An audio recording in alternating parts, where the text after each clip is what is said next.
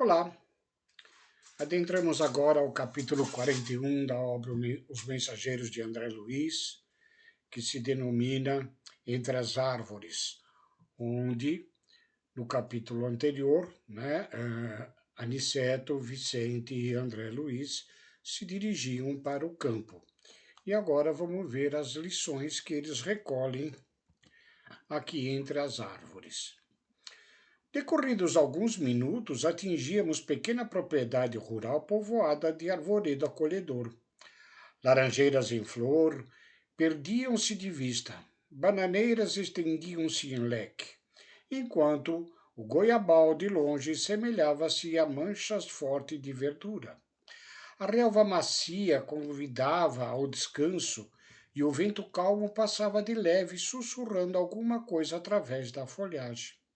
Aniceto respirou a longos haustos e falou: Os desencarnados, embora não se fatiguem como as criaturas terrestres, não presidem da pausa e do repouso.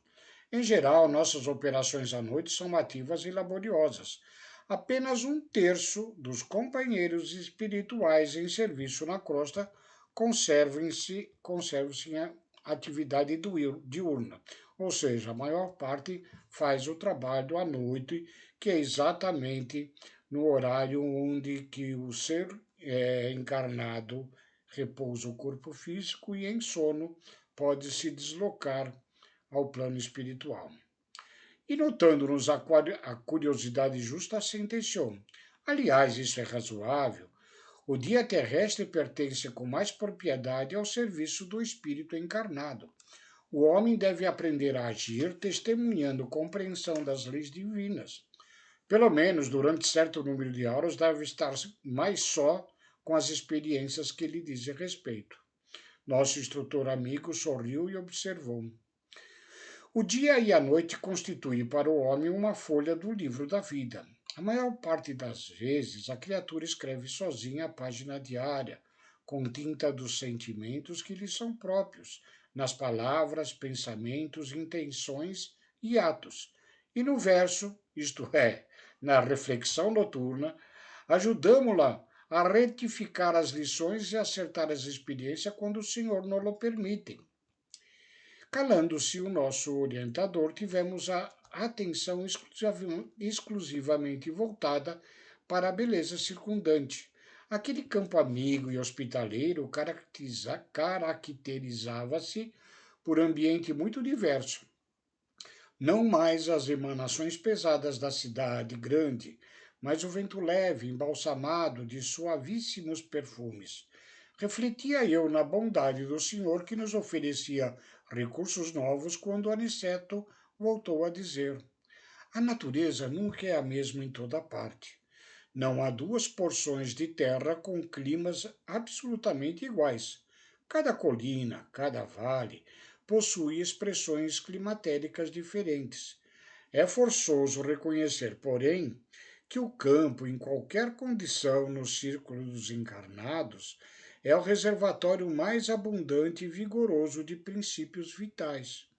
Em geral, todos nós, os cooperadores espirituais, estimamos o ar da manhã quando a atmosfera permanece igualmente em repouso, isenta dos glóbulos de poeira convertidos em microscópicos balões de bacilos e de outras expressões inferiores. Entretanto, os trabalhos de hoje não nos permitiram o descanso mais cedo. Apoiamo-nos no veludoso relvado e, percebendo-nos a sede de saber, Aniceto prosseguiu. Assim eu me explico. Porque na floresta temos uma densidade forte, pela pobreza das emanações em vista da impermeabilidade ao vento. Aí o ar costuma converter-se em elemento asfixiante, pelo excesso de emissões dos reinos inferiores da natureza. Na cidade, a atmosfera é compacta e o ar também sufoca, pela densidade mental das mais baixas aglomerações humanas. No campo, desse modo, nós temos o centro ideal. Indicando prazeroso as frontes, balouçando-os, acentuou. Reina aqui a paz relativa e equilibrada da natureza terrestre. Nem a selvageria da Mata Virgem, nem a sufocação dos fluidos humanos. O campo é o nosso generoso caminho central, a harmonia possível, o repouso desejável. Nós todos sabemos que não só os espíritos desencarnados, mas nós igualmente encarnados, né? Quando nos dirigimos, se vivemos intensamente nos centros urbanos, quando nos dirigimos ao campo ou mesmo ao litoral, onde as emanações de vibrações em locais de menos concentração humana, né? Nós nos sentimos revigorados, nos sentimos bem melhores por conta dessas emanações saudáveis da própria natureza. Embalados ao pio de algumas juritis solitárias, repousamos algumas horas magnificamente asilados no templo da natureza. Com as primeiras tonalidades do crepúsculo, Aniceto nos convidou a passeio rápido pelas imediações. Reconhecia que estávamos muito mais bem dispostos. Somente depois de nos locomovermos por alguns minutos, observei que nas vizinhanças havia grande quantidade de trabalhadores espirituais. Em face das minhas interrogações, nosso mentor explicou bondosamente. O campo é também vasta oficina para servidores da nossa colaboração ativa. E apontando os servidores que iam e vinham, considerou: o reino vegetal possui cooperadores numerosos. Vocês possivelmente ignoram que muitos irmãos que se preparam para o mérito de nova encarnação no mundo, prestando serviços aos reinos inferiores. O trabalho com o Senhor é uma escola viva em toda parte. Nesse momento, nossa atenção foi atraída por significativo movimento na estrada próxima. Dirigimos-nos para lá, seguindo os passos de Anicete, que parecia adivinhar o acontecimento. Observei então um quadro interessante. Um homem jazia por terra numa poça de sangue, ao lado de pequeno veículo sustentado por um muar impaciente, dando mostras de grande inquietação. Dois companheiros encarnados prestavam socorro ao ferido apressadamente. É preciso conduzi-lo à fazenda sem perda de tempo, dizia um deles aflito. Temo que haja fraturado o crânio. O número de desencarnados que auxiliava aquele pequeno grupo, todavia, era bastante grande. Um amigo espiritual que me pareceu o chefe daquela aglomeração recebeu Aniceto e a nós com deferência e simpatia. Explicou rapidamente a ocorrência. O carroceiro havia recebido a patada de um burro e era necessário socorrer o ferido. Serenada a situação, vi o referido superior hierárquico chamar um guarda do caminho, interpelando: Glicério, como você permitiu semelhante acontecimento? Esse trecho da estrada está sob sua responsabilidade direta. Vejo que até nos caminhos pelos quais nós percorremos, né, nós temos espíritos, anjos guardiões a tomarem conta. Aí o subordinado respeitoso, embora tendo recebido esta advertência, considerou sensatamente. Fiz o possível para salvar este homem, que aliás é um pobre pai de família. Meus esforços foram improfícuos pela imprudência dele. Há muito procuro cercá-lo de cuidado sempre que passa por aqui. Entretanto, o infeliz não tem o mínimo respeito pelos dons naturais de Deus. É de uma grosseria inominável para com os animais que o auxiliam a ganhar o pão. Não sabe senão gritar, encolerizar-se, surrar e ferir. Tem a mente fechada às sugestões de agradecimento. Não estima senão a praga e o chicote. Hoje ele tanto perturbou o próprio Moar que o ajuda, tanto o castigou que pareceu ele mais animalizado. Quando se tornou quase irracional pelo excesso da fúria e ingratidão, meu auxílio espiritual se tornou ineficiente. Atormentado pelas descargas de cólera do condutor, o burro humilde o atacou com a pata. Que fazer? Minha obrigação foi cumprida.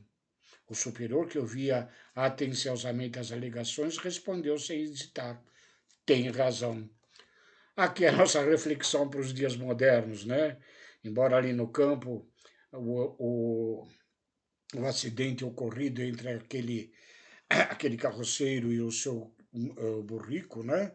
Onde ele, impaciente com o Moar, tanto desferiu chicotadas e encolerizado que acabou levando uma patada, ferindo-o gravemente.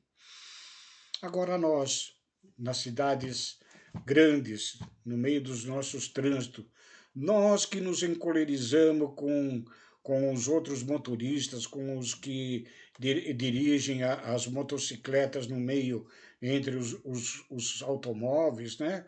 Quantas das vezes nós nos igualmente nos tornamos quase que animalesco e se recebemos às vezes uma fechada por uma desatenção do motorista da frente ou de um motociclista, né?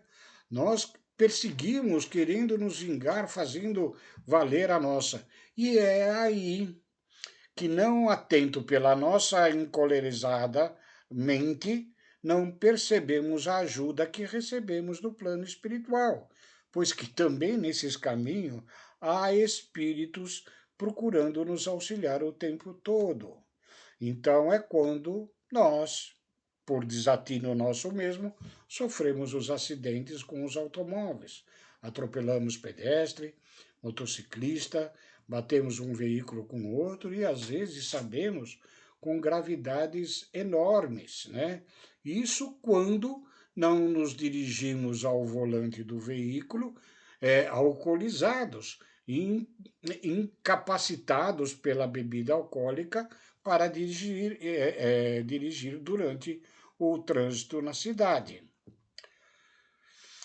E como dirigisse o olhar a Aniceto, este superior do rapaz que cuidava, do espírito que cuidava do caminho, desejando a aprovação, nosso orientador afirmou: auxiliemos o homem quanto esteja em nossas mãos, cumpramos nosso dever com o bem, mas não desprezemos as lições. Este trabalhador imprudente foi punido por si mesmo. A cólera é punida por suas consequências. Ao mal segue-se o mal. Se os seres inferiores, nossos irmãos, no grande lar da vida, nos fornecem os valores do serviço, devemos dar-lhes por nossa vez os valores da educação. Ora, ninguém pode educar odiando, nem edificar algo de útil com a fúria e a brutalidade. Vale-nos a todos nós estas reflexões. Indicando o grupo que conduziu o ferido a uma próxima casa, concluiu imperturbável. Como homem comum, nosso pobre amigo sofrerá muitos dias chumbados ao leito, entre as aflições dos familiares, demorar-se-á um tanto a restabelecer o equilíbrio orgânico, mas como espírito eterno recebeu agora uma lição útil e necessária. Altamente surpreendido, reparei na grande serenidade do nosso orientador e comecei a compreender que ninguém desrespeita a natureza sem o doloroso choque de retorno a todo tempo. E assim, após essas esclarecedoras lições contidas nas obras de André Luiz, estamos agora para adentrar ao capítulo 42, que se intitula O Evangelho no Ambiente Rural. Aguardemos então o próximo vídeo. Eu agradeço a todos aqueles que acompanham os nossos estudos. Fiquem com Deus, muito obrigado e um beijo a todos.